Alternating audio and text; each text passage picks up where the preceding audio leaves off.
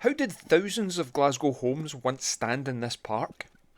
And how on earth did the building on the left get a suntan in Glasgow? Find out now in this episode of Astonishing Glasgow.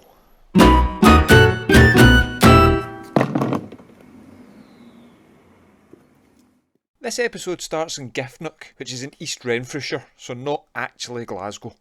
But since it has a Glasgow postcode, I think it qualifies itself for an episode of Astonishing Glasgow. Back in the 18th century, there was a housing boom in Glasgow, and what was needed was high quality stone that was close enough to the city that it could be easily transported.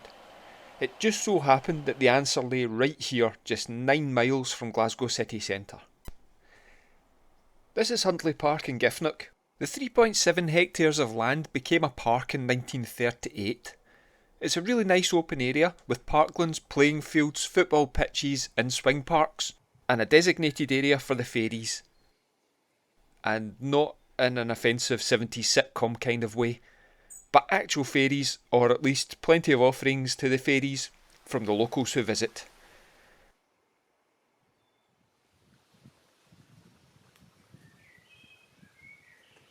Nice wee woodland, just the sort of place that would end up being spoiled by kids building rope swings.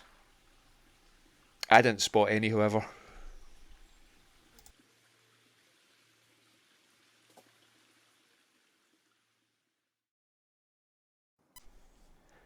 Other than the fairies, the park hides another secret. Although, as far as secrets go, this one's not very well hidden. It's right here behind this massive fence. This was the site of Braidbar quarry. The first mentioning of quarry on this site is from around 1835, but it was in 1864 when the industry on here really took off, as it was around this time that Glasgow to East Kilbride train line was built nearby.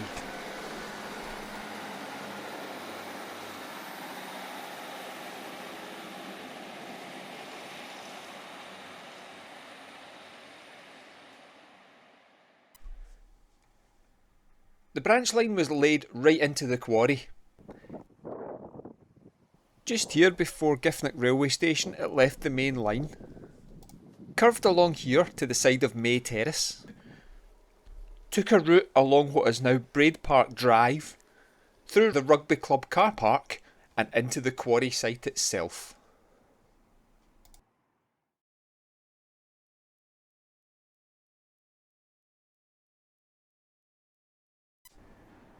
So where can you see Giffnock Stone and how can you identify it? Giffnock Stone is a high quality blonde buff coloured stone and was used near the quarry in many of the local villas, Giffnock railway station and here to build Giffnock police station and court. But a short cycle back into Glasgow reveals just how much of it was used. Tenement blocks all across the city are built from Giffnock stone, easily identified by the colour.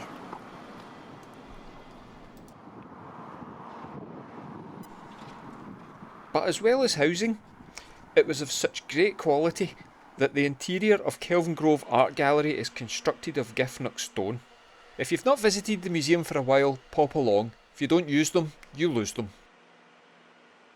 Alexander Greek Thomson used it when he constructed his Homewood House villa in the south side. This is now a National Trust site and is well worth a visit. It was used here in Glassford Street for what used to be the Savings Bank. And this is Glasgow's old main post office, right in the corner of George Square, constructed, as you guessed, from Giffnock stone. Now these have just been a handful of examples. There are of course thousands of buildings in Glasgow built from Giffnock stone. It also made its way into the surrounding areas and around the world. For instance, this is Calder Fountain in Albert Square in Belfast, also made of Giffnock stone. If you know of any other buildings that use Giffnock stone, then please leave a comment in the section below, or of course get in touch via the social media feeds. All the links are in the description. I look forward to hearing from you. So why isn't every building in Glasgow built from Giffnock stone, and what's the story with the sunburnt blocks? By 1912, the cost of extracting stone in Giffnock had increased substantially, and the continual flooding on the site forced the quarry to close. The next best supply of stone was red sandstone, which was an abundant supply across Scotland and could easily be transported by the now extensive rail network. So back up to Giffnock and the site of the quarry to look again at what's left. After quarrying ended, the caverns and tunnel network was huge, some of the voids said to be as large as cathedrals. These spaces would be incredible to witness, but the next chapter of the story of the site explains the high fence.